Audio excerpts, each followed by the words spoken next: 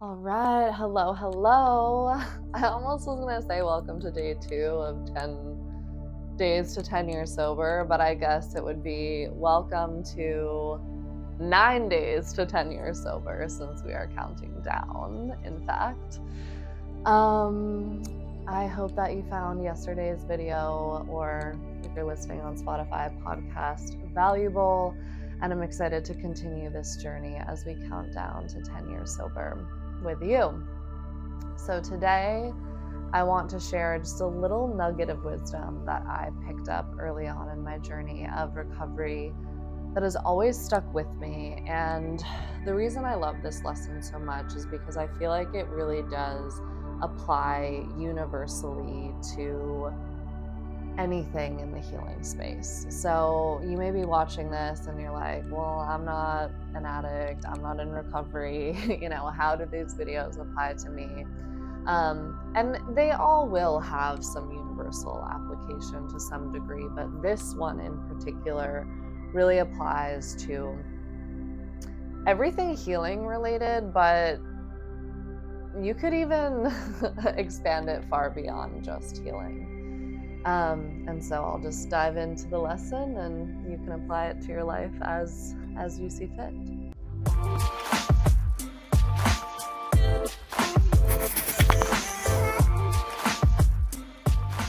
So this was within my first couple years. So I'm still in my early 20s. I'm somewhere between 22 and 24 probably. And I was on my way to a meeting and I was being driven by this amazing man who was definitely a mentor to me early on in sobriety. He was my boyfriend at the time's sponsor. And, he's about my dad's age. He has a daughter my age. So he was kind of, just that like mature adult kind of fatherly mentor figure for me in sobriety. And we're driving to the meeting and we're getting close.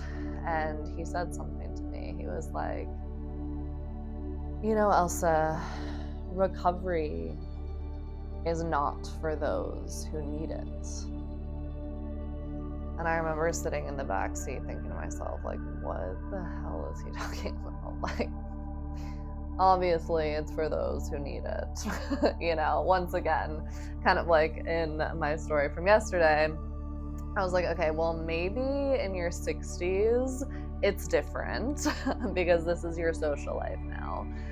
But for me, in my early 20s, like, I certainly would not be here at an AA meeting on a Friday night if I didn't need to be here. This is like a need basis for me. But, I entertained him and I was like, oh, really? Like, who's it for then? And he goes, yeah, Elsa, it might come as a surprise, but recovery is not for those who need it. He was like, if recovery was for those who need it, all of these parking spots would be taken. This entire lot would be full. He was like, you would never be able to get a seat at a meeting. It would be standing room only. Like, no, recovery is not for those who need it. Recovery is for those who want it. And I was like, I was in the back seat like, holy shit, he is so right. So many people need recovery.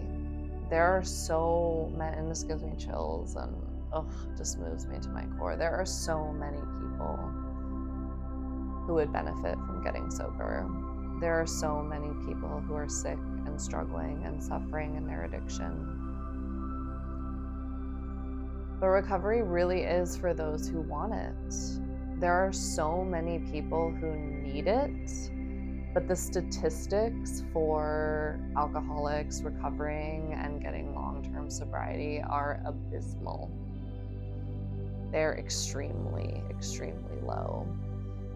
And it really is true that it's for those who want it. It's for those who want it bad enough that they are willing to commit 110% and go to any lengths to get sober and to stay sober. And I'll talk about this on a future episode, but being sober is no joke. Bringing that degree of presence to every single thing that happens in your life, the ecstatic joy, the highest highs, the lowest of lows, the good, the bad, the ugly, to be present and to feel it all is intense. It's a tall order. It's not for the faint of heart. And getting sober, but particularly maintaining sobriety long term, requires that we do a very high level of internal work. You know, a lot of 12-steppers will talk about that in the 12-step framework. And yes, the 12 steps helped me to a degree, but that was only the beginning. For me, I am a big fan of somatic trauma healing and really getting in there and healing the underlying causes of addiction, addressing the pain that drove you to numb out through whatever your addictive substance or behavior was. That level of facing yourself is no joke. And it is only for those who really want it. And as I said, you can apply this to so many things. You can apply this to healing of any kind. You can apply this to going after your dream or your vision.